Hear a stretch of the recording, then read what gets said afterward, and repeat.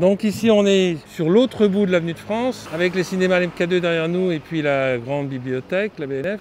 Toujours la même organisation urbaine avec la partie centrale. Et on va aller regarder le sol artificiel pendant qu'on peut encore le voir, parce que d'ici peu on ne pourra plus le voir.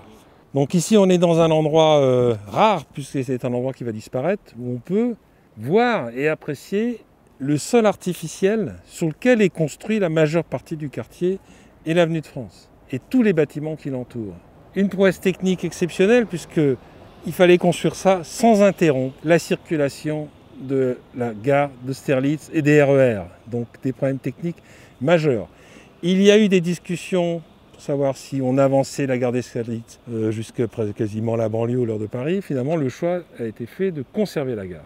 On voit le type de structure qui est mis en œuvre, qui sont des structures cyclopéennes. Une poutre métallique gigantesque dont on a envoyé de temps en temps la mise en place, c'est-à-dire qu'elle était acheminée ici sur l'avenue et portée avec des engins inouïs pour la poser sur les énormes butons en béton qui reprennent tout ça. Et après, dessus, un sol en béton, qu'on voit ici en partie, sur lequel les bâtiments viendront se poser, avec des points porteurs très particuliers et bien sûr des contraintes techniques de vibration et sonore extrêmement importantes. Voilà, maintenant c'est intéressant de voir cette partie-là qui, dans une décennie, aura totalement disparu.